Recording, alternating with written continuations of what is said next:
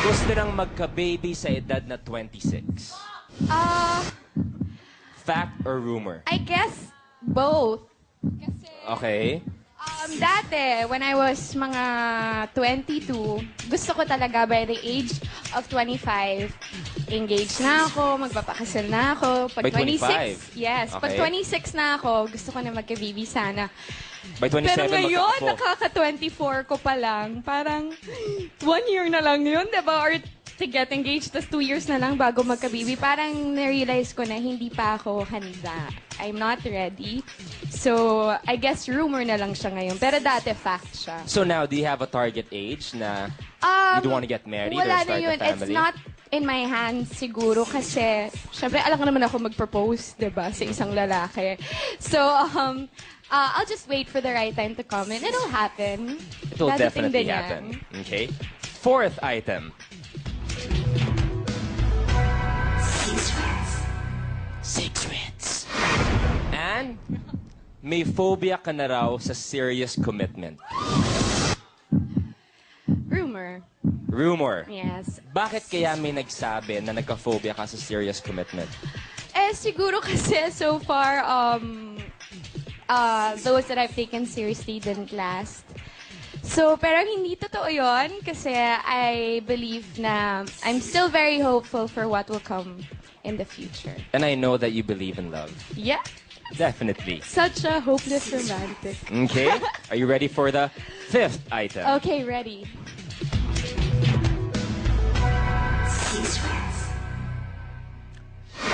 And may bagong rich businessman na boyfriend. Fact or rumor? Rumor! Wala pa akong boyfriend. Rich businessman na suitor. Hindi rin suitor. Hindi. Dinedate, in-entertain, tumatawag, naghumihingi ng load. Anything? Hindi siya. Ano ba to? Hindi. O, sige. I would have to say rumor kasi mali yung rich businessman. Poor businessman. Wala pang, I'm not dating anyone. Okay, ganito na lang. Follow-up question ko, ilang lalaki nagpaparamdam sa'yo ngayon? Ano ba yun?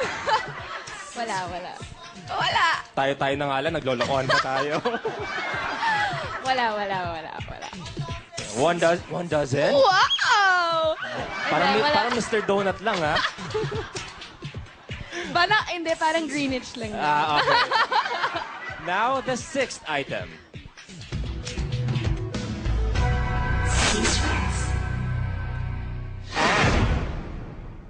Walang balak makipagbalikan kay Sam Milby. Fact or rumor? Walang balak makipagbalikan.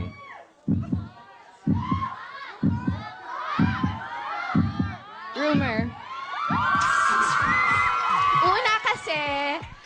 Una kasi, ayoko magsalita ng tapos. Yun lang yun. I'm not closing my doors, pero as of now, alam kong masaya na si Sam sa life niya. Ako din, happy na rin ako. And I think it's about time na tumahimik na rin ako about Sam. And I think Sam also should just be quiet na rin also about him and I. Kasi tapos na. So, is it safe to say na, Nips, you have moved on? I can say that I'm happier. So, and I think that's what matters. And okay kami ni Sam. So, yun na yun. At dahil yan ang sagot mo sa huling item, tingnan natin kung ano ang masasabi ng taong ito sa issue na yan. Watch this. Rumor, wala nang balak si Ann makipagbalikan kay Sam. First of all, I'm in no position to decide that for them. Second of all, there's no formula in love. So whether it will work or not, it's really up to them. As you can see, iba na ang itsura ni Sam ngayon. Ano ang message mo kay Nikki sa kanyang message para sa'yo? Kailan kaya yung kinunan? Pero hindi, Nikki is a very close friend of mine. She knows me very well. Kaya tignan mo, parehas kami ng sinugot.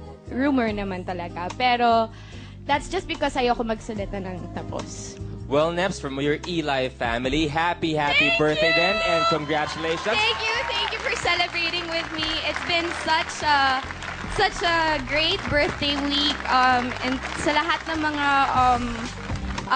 sumusuporta sa akin, and especially those from UST, maraming salamat sa dangal na binigay niyo sa akin bilang Best Actress for Josa. Maraming salamat. And of course, I'd like to say my thank yous. Yes. I'd like to say thank you to my Swatch family, my Greenwich family, my Sansan family, my HBC family, my Fly family, my GSM Blue family, at sa lahat, maraming salamat sa inyo for all the greetings and for making my birthday week extra special. Any particular wish? As I've been saying, is to do more traveling. And sana magkakatotoo by May. Aalis ako again for 1 month. So, Well, masaya Neps, ako. once again, happy birthday from all of us. You may blow your Thank you. candle. Happy birthday. Now, eto na. Sige na, Mariel, go.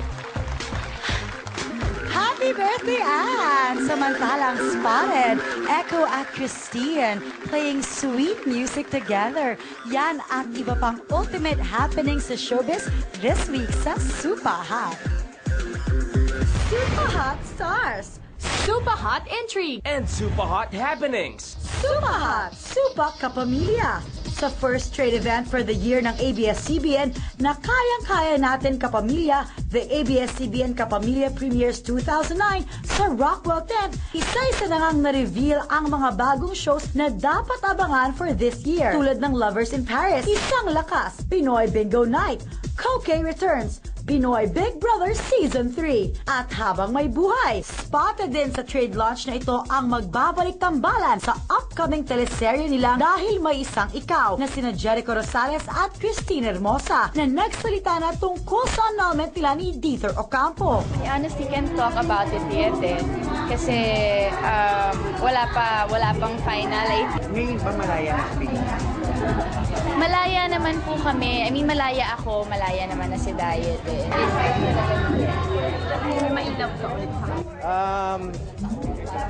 Well, I can't say. Pinapana ako ni Cupido eh. Pinagpapapana ako ni Cupido eh. Iniilag-ilagan ko lang na gano'n. Super Choice! Students' Choice nga ang majority ng kapamilya shows sa nakaraang 5th US TV Awards dahil 20 out of 26 trophies ang naiuwi ng ABS-CBN at Studio 23. Isang napakalaking karangalan yung mapili ng mga estudyante at makakaasa sila na gagampanan namin ang aming mga tungkulin dito sa media. Super prestigious! Isa pang kaabang-abang ngayon ay ang nalalapit na prestihiyosong 81st Academy Awards kung saan invited ang mga executives ng ABC Disney, our very own ABS-CBN President Charo Santos Concho para makahalubilo ang mga biggest Hollywood celebrities sa Kodak Theater sa Los Angeles, California this Sunday, February 22. Dito naman sa Pinas, isang bonggang treat ang handog ng Velvet Channel, ang first ever tribute to the Oscars photo exhibit. Isang competition kung saan binigyan ng total makeover ang ilang sa ating mga kapamilya stars para gayahin ang mga look ng mga sikat na characters sa mga award-winning movies ng Oscars. Then we're doing this partly also because Velvet is doing the complete coverage of the Oscars on February 23 and on February 28 also. But ABS-CBN will show the pre-TV showing of the Oscars starting on Monday, February 23 at 9:45 in the morning also. Super winner! Panalong-panalo naman ang last episode at Thanksgiving party ng Pinoy Fear Factor kagabi, kung saan magkakasamang nanood sa loob ng bahay ni Kuya ang 12 partisipantes at ang host na si Ryan Agoncillo habang hinihintay na ma-reveal ang el ultimo partisipante. Pinaka-emosyonal si Jana na mahigpit na nakalaban ng first Pinoy Fear Factor winner na si Jomi.